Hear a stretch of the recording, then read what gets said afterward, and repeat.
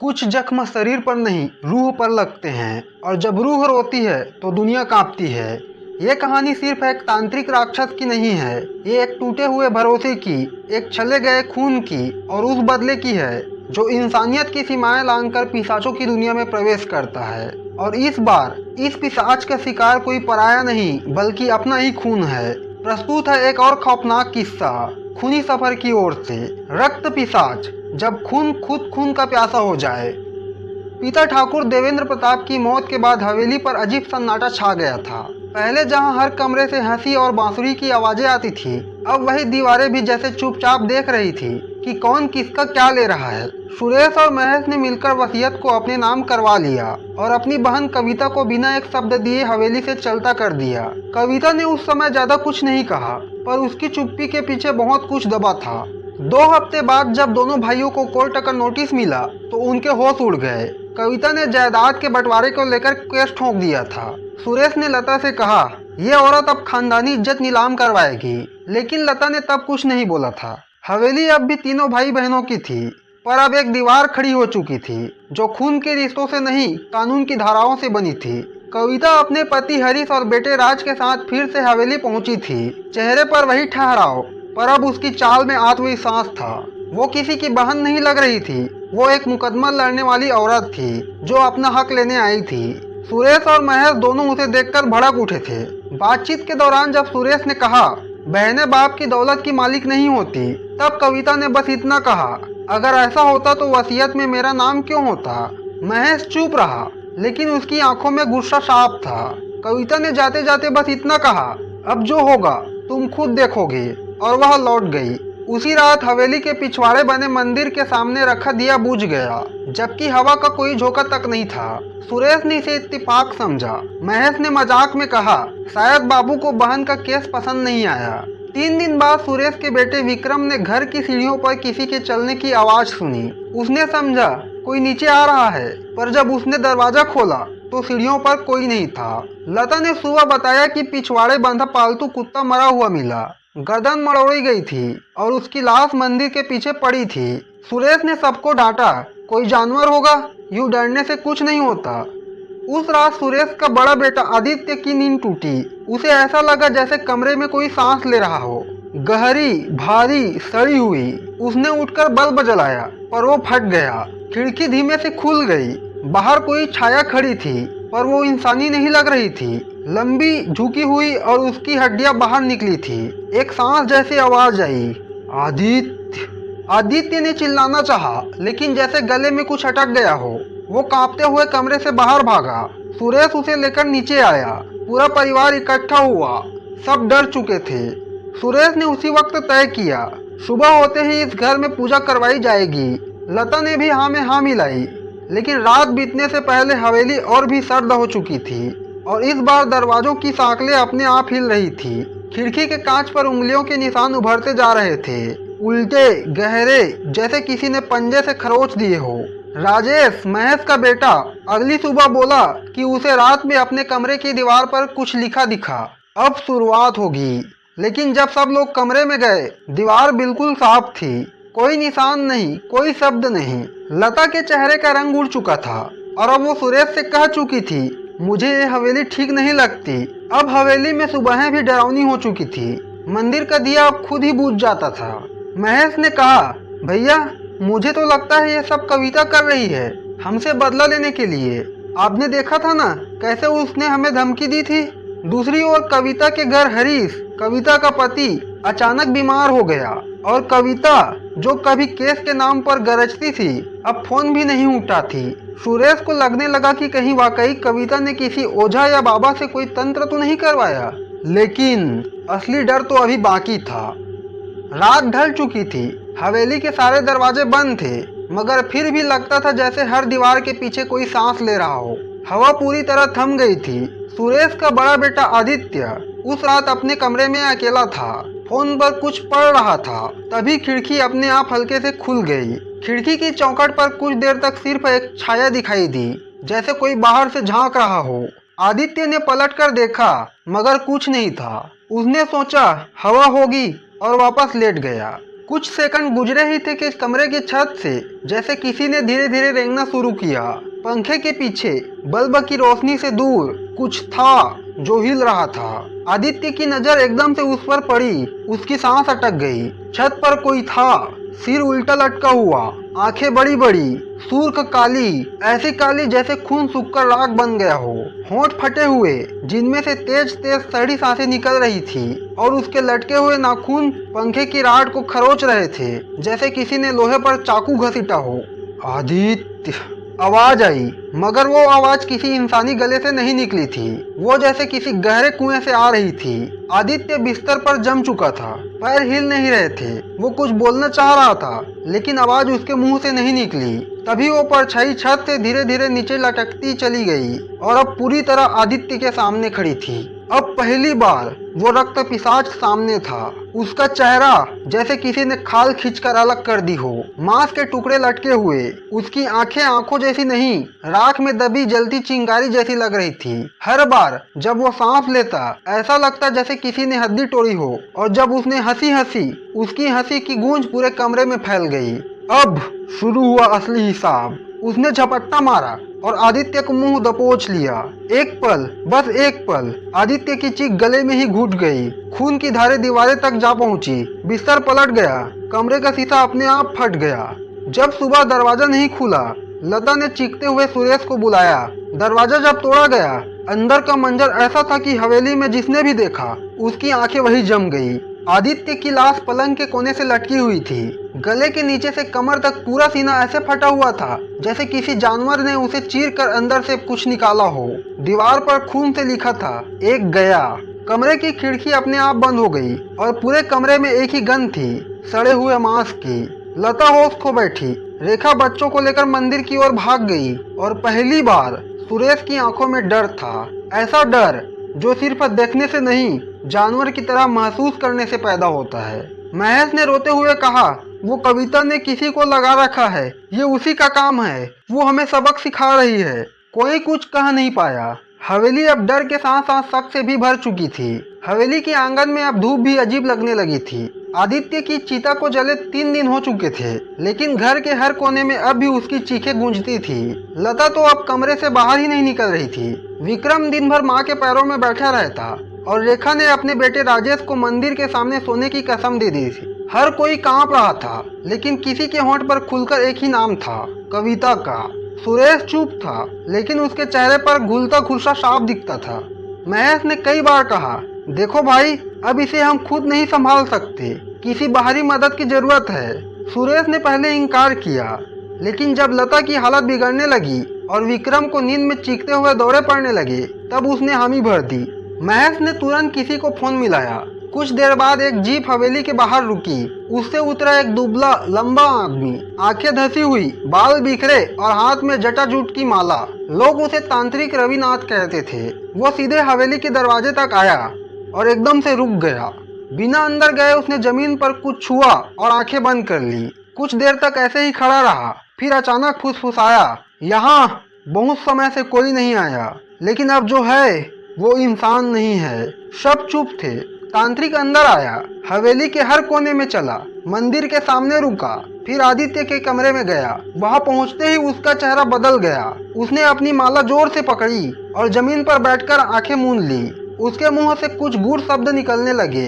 हवा अचानक भारी हो गया। दरवाजा अपने आप खर्र की आवाज से बंद हो गया। फिर जैसे किसी ने उसके गले से कर्राहट निकली, यहाँ कोई रक्त पिशाच है। सभी के रोंगटे खड़े हो गए। लता की चीख निकल गई, ये कोई आम आत्मा नहीं, ये जीवित शरीर से नहीं, खून से बंधा है। इसे किसी ने यहाँ बुलाया है। ये नाम लेकर नहीं आता, इसे तंत्र से बांधा जाता है और इस पर हुक्म चलाने वाला कोई यही के खून का है। महेश ने तुरंत कहा, कविता।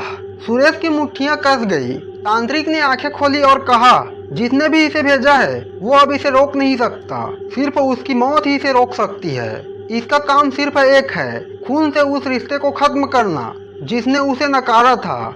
और अब अगला नंबर भी तय हो चुका है। सभी की आंखें राजेश और विक्रम पर टिक गई। तांत्रिक ने जाते जाते एक और बात कही, इस रक्त पिशाच का नाम नहीं लिया जाता, लेकिन हर दिन वो तेज होता जा रहा है और अगली मौत अब बहुत दूर नहीं। वो उठकर बाहर चला गया। हवेली में फिर वही सन्नाटा छा गया, लेकिन अब सिर्फ डर नहीं था, अब सामने आ चुका था एक नाम, एक शक, एक नजरिया, और वो सब कविता की तरफ था। रात का समय था, हवेली में हवा तेज चल रही थी, जैसे कोई तूफान आने वाला हो। आंगन के बीचों बीच तांत्रिक रविनाथ ने यज्ञ शुरू कर दिया। चारों ओर हवन कुंड सजाया गया था। बीच में तांत्रिक बैठा हुआ मंत्र पढ़ रहा था। उसकी आंखें आधी बंद, माथे पर राख की मोटी लकीर, और हर मंत्र के साथ उसकी आवाज और भारी होती जा रही थी। हवेली के लोग चुपचाप खड़े थे, कोई कुछ बोल नहीं रहा था। लता के हाथ कांप रहे थे और महेश की बीवी ने राजेश को अपनी बाहों में छुपा लिया था। हवा में धूल उड़ रही थी, जैसे हवेली की जमीन खुद कुछ छिपा रही हो। तभी अचानक यज्ञ की अग्नि एक पल को बुझ गई। तांत्रिक की आंखें एकदम खुल गई। उसने कांपते हुए कहा, वो आ गया। उसके शब्द अधूरे ही थे कि हवेली के पिछवाड़े से एक भयानक गूंज सुनाई दी। कोई चीख नहीं, कोई हंसी नहीं, एक कराह, एक गुर्राहट, जैसे कोई जानवर भूखा हो और शिकार की खुशबू उसे खींच लाई हो। यज्ञ स्थल के पीछे की दीवार से अचानक अंधेरा फटता हुआ आया और फिर रक्त पिशाच प्रकट हुआ। उसकी आंखें अब और लाल थी, जैसे अंगारों में तप रही हो। चेहरे से मांस लटक रहा था, जबड़े ऐसे खींचे हुए कि उसमें 3 लोगों का सर आराम से आ जाए। उसकी उंगलियों के नाखून अब खंजर जैसे थे और उसकी हर सांस से धुआं निकल रहा था। तांत्रिक उठकर खड़ा हुआ, हाथ में माला, गले में ताबीज और हवन की राख से लिपटा शरीर। उसने चीख कर कहा, रुको, तेरी सीमाएं यहीं तक है, मैं तुझे यहीं बांध दूंगा। रक्त पिशाच बस कुछ पल खामोश रहा, फिर उसने एक भयानक मुस्कान दी और एक झपट्टा मारा। तांत्रिक की चीख निकलने से पहले उसका सीना फाड़ दिया। नाखून इसके शरीर में ऐसे घुसा जैसे कागज फाड़ा हो। एक ही झटके में उसका दिल निकाला गया और वो तड़पते हुए वहीं गिर पड़ा। रक्त पिशाच ने उस दिल को अपनी उंगलियों में घुमाया और जोर से जमीन पर फेंका। सारे लोग चीख पड़े। लता बेहोश हो गई। महेश ने अपना मुंह छुपा लिया। राजेश कांपते हुए रो पड़ा। अब डर की कोई सीमा नहीं थी। सुरेश अब और नहीं रुका।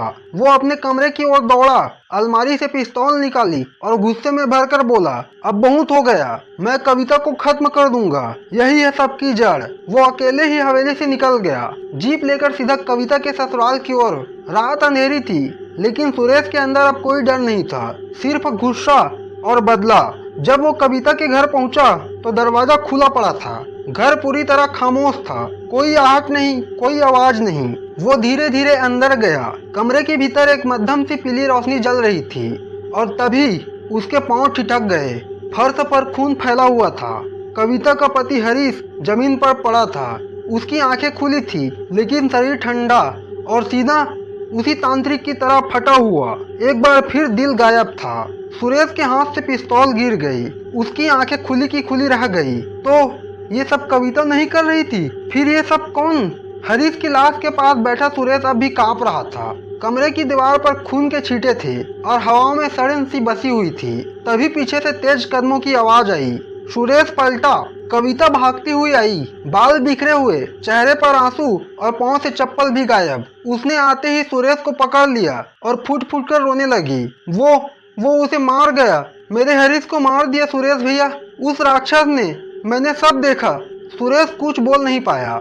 उसकी आंखें अब भी फर्श पर पड़े सुरेश के खुले सीने और सूने चेहरे पर अटकी थी। कविता कांपते हुए बोली, मैं किचन में थी, अचानक घर की लाइट चली गई, फिर जैसे ही बाहर आई वो खड़ा था, काला, लंबा, अधमरा सा, मगर आंखें जल रही थी। उसने कुछ नहीं कहा, सीधा हरीश पर झपटा और उसकी आवाज टूट गई। सुरेश ने धीरे से उसका कंधा पकड़ा। वो अब हवेली में है, हमारे घर, हमारे बेटों के पास। और ठीक उसी वक्त जैसे उसकी आत्मा ने कनेक्शन बना लिया हो, सुरेश के फोन पर कॉल आया। उधर से महेश की बीवी अकलाती आवाज में बोली, वो विक्रम को उठा ले गया, हमारी आंखों के सामने, हम कुछ कर नहीं पाए। फोन हाथ से गिर गया। सुरेश और कविता दोनों समझ चुके थे, अब ये सिर्फ बदला नहीं, ये विनाश है और ये अब किसी के हाथ में नहीं रहा। दोनों बाहर की ओर भागे। सड़क के किनारे सन्नाटा था। मंदिर की घंटी अपने आप बज रही थी। हवा थम चुकी थी और तभी कुछ दूरी पर एक आकृति दिखाई दी। एक आदमी, नग्न शरीर पर सिर्फ लाल चोला, हाथ में खप्पड़, गले में खाल की माला और माथे पर भस्म से बनी एक चमकदार रेखा। उसकी आंखें बंद थी, लेकिन चेहरा शांत, बहुत शांत। कविता सहमी, कौन है आप? उसने आंखें खोली, धीमे स्वर में कहा, जिस राक्षस की बात कर रहे हो मैं जानता हूँ वो कौन है। सुरेश कुछ कहने ही वाला था कि उसने हाथ उठाया। मैं जानता हूँ तुम क्या बोलोगी। तांत्रिक हार गया क्योंकि वो डर गया था। मैं नहीं डरता क्योंकि मैं मृत्यु को जानता हूँ। और जिस रक्त पिशाच की तुम बात कर रहे हो वो किसी ओझा की पैदाइश नहीं है, वो किसी मनुष्य की गहरी तंत्र साधना का नतीजा है। जिसने उससे बांधा है वो यही है, और जब तक उसे तोड़ा नहीं जाएगा ये रक्त पिशाच तुम्हारे पूरे खून को पी जाएगा। सुरेश ने कांपते हुए पूछा, आप उसका सामना कर सकते हैं? अघोरी ने सिर झुकाया, मुस्कुराया, सामना नहीं बेटा, उसे वापस वहीं भेजना है जहां से वो आया है। पर इसके लिए तुम्हें भी अपने भीतर के पापों का सामना करना होगा, क्योंकि इस रक्त पिशाच को बुलाने की वजह तुम्हारे ही कर्म हैं। कविता ने घुटनों पर बैठते हुए पूछा, आप हमारी मदद करेंगे?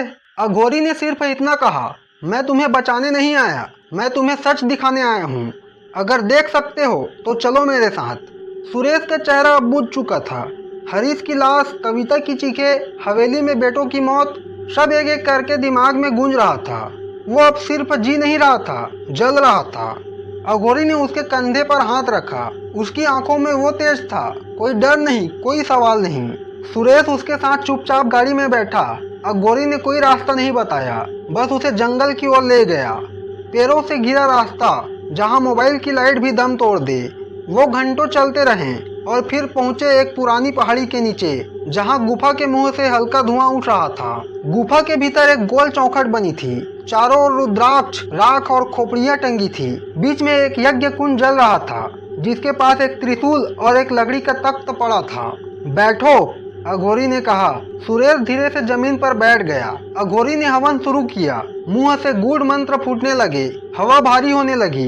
धुएं में आकृतियां बनने लगी। कभी कोई चेहरा, कभी कोई आंखें। फिर वो आकृति बनी जिसमें एक काले राक्षस का साया, एक मरे हुए बालक का शरीर और एक चेहरा। नहीं, सुरेश फुसफुसाया, ये विक्रम है। अघोरी ने आंखें बंद रखी। वो चला गया सुरेश। अघोरी की आवाज एकदम शांत थी। तेरा बेटा अब सिर्फ तेरा नहीं रहा, वो अब उस रक्त पिशाच का हिस्सा बन चुका है। सुरेश की सांसें रुक गई। उसका सीना जैसे भीतर से चीर दिया गया हो। तो अब कौन बचा है मेरे पास? उसकी आंखें लाल थी, आंसू नहीं बह रहे थे, वो गुस्से में जल गए थे। तेरे पास अब सिर्फ सत्य है। अब जो मैं बताने जा रहा हूँ उसे सुनने के लिए तुझे भीतर से मरना पड़ेगा, क्योंकि जब तुझे पता चलेगा कि तेरा अपना ही सबसे बड़ा शत्रु है तो तुझे खुद से लड़ना पड़ेगा। अघोरी ने यज्ञ में एक आखिरी आहुति दी और धुआं एक गोल आकार में घूम गया। उसमें दिखा एक घर, एक चेहरा, एक हाथ, और फिर वो चेहरा पूरी तरह साफ हो गया।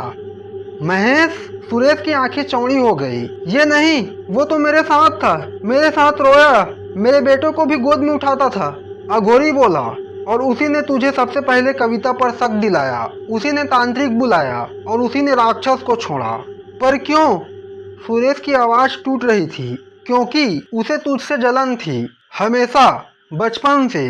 तेरा बड़ा होना, पिता की वसीयत में तेरा नाम पहले होना, हर बात में तू आगे था। उसकी इच्छा अब तंत्र बन चुकी है और वो तुझसे एक एक करके सब छीन रहा है। सुरेश खामोश हो गया। कुछ देर तक सिर्फ गुफा में हवन की लकड़ियों की आवाज थी। फिर अघोरी उठा। उसने एक काले कपड़े में लिपटी चीज सुरेश के सामने रखी। ये खंजर है, विषाक्त नहीं, ये पवित्र है। ये उसी को खत्म कर सकता है जिसने रक्त पिशाच को पाला है। सुरेश ने खंजर खोला। स्टील नहीं, ये खंजर किसी हड्डी से बना हुआ था और उस पर लाल रंग की प्राचीन लिपि में कुछ खुदा हुआ था। इससे महेश को मारना होगा, अघोरी ने कहा, वरना ये राक्षस कभी नहीं रुकेगा। जब तक वो जीवित है ये जीव भी अमर है। सुरेश ने खंजर अपने सीने से लगाया और पहली बार उसकी आंखों में आंसू थे, पर ये आंसू डर के नहीं, अब बदले के थे।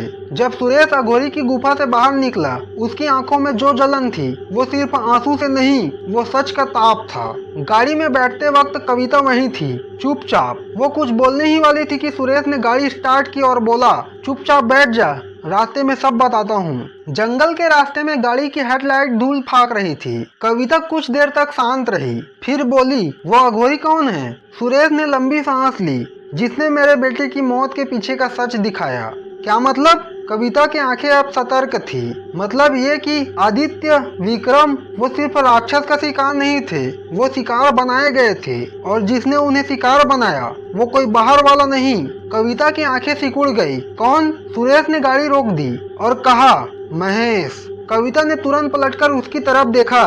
तू पागल हो गया है? नहीं, मैंने खुद देखा। उसकी तंत्र विद्या की डायरी, उस तांत्रिक के साथ खींची गई तस्वीर और अघोरी की साधना ने साफ बताया राक्षस को बांधने वाला सिर्फ वही है। कविता कुछ देर तक कुछ नहीं बोली। उसने सिर्फ एक लंबी सांस ली और कहा, तो अब क्या करेगा? सुरेश ने डैशबोर्ड से खंजर निकालकर दिखाया। अब उसे मारना है, ये खंजर उसी के लिए है। कविता ने खंजर की तरफ देखा और फिर सुरेश की आंखों में। तो मैं तेरे साथ हूँ, उसने कहा, क्योंकि इस बार तेरी लड़ाई सिर्फ खून की नहीं, आत्मा की है। अगली रात काले बादलों ने चांद को ढक लिया था। सभी परिवार वाले हवेली के बीचों बीच मौजूद हॉल में इकट्ठा थे। लता, महेश की पत्नी और राजेश।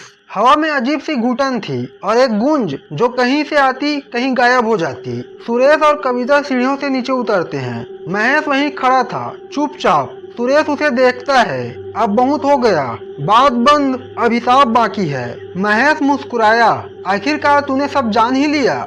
लता चौंक गई। क्या कह रहे हो तुम? महेश ने उसकी ओर देखा। तू क्या समझेगी? तुझे कभी समझ ही नहीं आया कि मैं क्या चाहता था।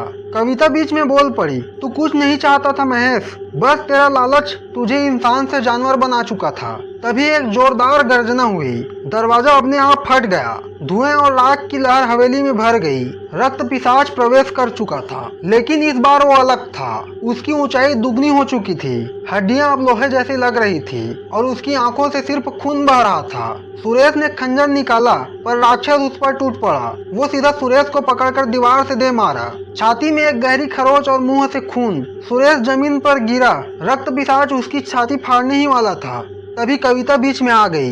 नहीं! उसकी चीख पूरी हवेली में गूंज गई। उसने दोनों हाथ फैलाकर राक्षस के सामने खड़ी हो गई। अगर किसी का खून चाहिए तो मेरा ले ले। रक्त पिशाच झटका देता है और कविता की छाती आर पार कर देता है। चारों ओर चीख मच जाती है। कविता वहीं गिरती है, खून से लथपथ। महेश की पत्नी दौड़ती है, कविता का सिर गोद में रखती है और फूट फूट कर रोने लगती है। कविता, ओ बहन, तूने क्या किया था? तुझे क्या मिला इन सब में? पर कविता की आंखें अब धीरे धीरे बंद हो रही थी। आखिरी सांस में वो बस सुरेश की ओर देखती रही। खत्म कर इसे और खुद को माफ कर देना। सुरेश की आंखें जल उठी। वो उठा, लड़खड़ाता हुआ। रक्त पिशाच अब उस पर फिर से हमला करने को दौड़ा। तभी अघोरी प्रकट हो गया, हवेली के गेट पर खड़ा, माथे पर भभूत, हाथ में त्रिशूल, आंखें बंद, होठों पर मंत्र। ओम छत्र नसाय काल दंडाय नमः, ओम छत्र नसाय काल दंडाय नमः। रक्त पिशाच जैसे ही आगे बढ़ा, अघोरी के त्रिशूल से निकली ऊर्जा की लहर उसे रोक देती है। अघोरी चिल्लाता है, मैं ज्यादा देर नहीं रोक सकता सुरेश, अब तेरे हाथों उसका अंत लिखा है। मार उसे जल्दी। अब लड़ाई शुरू होती है। सुरेश बनाम महेश। महेश ने तलवार निकाली थी। तू मुझे नहीं मार पाएगा भाई, तुझे तो प्यार करना आता है, लड़ना नहीं। आज दोनों करूंगा, तुझसे आखिरी बार प्यार और तुझसे आखिरी बार जंग। दोनों आपस में भिड़ते हैं। धातु की आवाजें गूंज रही है। खून बह रहा है, जख्म गहरे हो रहे हैं। रक्त पिशाच अब गुस्से से कांप रहा है। अघोरी की शक्ति कमजोर हो रही है। सुरेश और महेश दीवार से दीवार टकराते हैं। अंत में सुरेश महेश को जमीन पर गिरा देता है। बोल महेश, अब और कुछ कहना है? महेश घूरता है, मेरे मरने से कुछ नहीं बदलेगा। सुरेश धीमे से कहता है, कम से कम तेरे साथ ये शैतान तो जाएगा। और खंजर उसकी छाती में उतार देता है। महेश चीखता है, खून की धारें फर्श पर बहती है। उसी पल रक्त पिशाच की चीख भी गूंजती है, जैसे उसकी आत्मा जल रही हो। वो छटपटाता है, कांपता है और फिर एक जलते हुए धुएं में गायब हो जाता है। दिया फिर से जलता है। आंगन की हवा अब ठंडी है, पर कड़वाहट से मुक्त। सुरेश वही जमीन पर बैठा है, सामने कविता की लाश, पास में राख में बदलता महेश का शरीर। अघोरी पास आता है, अब तेरा बदला पूरा हुआ, लेकिन कुछ रिश्ते अब भी अधूरे रह गए। सुरेश रोते हुए कविता की ओर देखता है। वो बहन थी जिसे हमने कभी नहीं समझा। हवेली अब वैसी नहीं रही। वो डर, वो चीखे, वो अंधेरा सब पीछे छूट गया है। अब वहाँ सुबह की धूप सीधे आंगन में उतरती है और शाम को तुलसी के चौरे से आरती की घंटियां सुनाई देती है। सुरेश अब एकदम बदल चुका है। वो न सिर्फ अपने जख्मों को सीलता है, बल्कि महेश की पत्नी, उनके बेटे राजेश और कविता के बेटे राज, सबको अपने बेटों जैसा मानकर पाल रहा है। उसे जब भी कोई पूछता ये कौन है, तो वो मुस्कुरा कर कहता, मेरे बेटे हैं विक्रम और आदित्य। वो जानता है कि उसने अपने बेटे खोए थे, लेकिन अब वो दो टूटे हुए दिलों को अपनाकर उनके नामों को को नया जीवन दे रहा है। महेश की पत्नी, जिसने अब तक कुछ नहीं जाना था, वो भी अब एकदम शांत रहती थी। लेकिन एक दिन सुरेश से उसने सिर्फ एक बात कही, मुझे माफ करना, मैं नहीं जान पाई कि मैं किसके साथ जी रही थी, लेकिन अब मैं शेष जीवन भगवान को अर्पित करना चाहती हूँ। सुरेश उसे रोकने की कोशिश नहीं करता। वो जानता था कुछ बोझ वो थे जिन्हें सिर्फ आत्मा ही उतार सकती है। महेश की पत्नी ने संन्यास धारण कर लिया। अब वो एक दूर पहाड़ी क्षेत्र के एक आश्रम में रहती है, जहाँ वो हर रोज प्रार्थना करती है, हे ईश्वर, अगर मेरा पति दोषी था तो मैं उसकी आत्मा को मुक्त करने का माध्यम बनूं। कविता की याद हवेली के हर कोने में थी। कभी जब हवा चलती तो सुरेश को लगता वो अभी भी पास बैठकर कहती है, सब संभाल लेना भाई, और वो संभाल भी रहा था। एक शाम सुरेश आंगन में बैठा है। उसकी गोद में राज और राजेश बैठकर होमवर्क कर रहे थे। एक मोर दीवार पर बैठा था और तुलसी के पास दीप जल रहा था। पास में एक फोटो रखी थी, कविता, आदित्य, विक्रम, और अब उस फ्रेम में राज और राजेश की मुस्कान जुड़ चुकी है। सुरेश मुस्कुराता है और कहता है, अब डर नहीं है, अब बस जिम्मेदारी है और मोहब्बत भी। एक हवेली, दो भाई, एक बहन और एक ऐसा शैतान जो खून से नहीं धोखे से पैदा हुआ था। रक्त पिशाच सिर्फ एक प्राणी नहीं था, वो एक सांप था जो लालच और तंत्र के गठजोड़ से बना था। अगर इस कहानी में तुमने खंजर की धार, अघोरी की चेतावनी और बदले की आग महसूस की हो तो लाइक करो उन आत्माओं के लिए जो अब भी हवेली में भटक रही है। शेयर करो ताकि औरों को भी पता चले कि हर रिश्ता पवित्र नहीं होता। कमेंट करो और बताओ, अगर तुम होते सुरेश की जगह तो क्या तुम खंजर उठाते? और सब्सक्राइब करो, क्योंकि खूनी सफर यही खत्म नहीं होता। अगली बार शायद रक्त पिशाच तुम्हारे शहर में हो या फिर तुम्हारे ही घर में।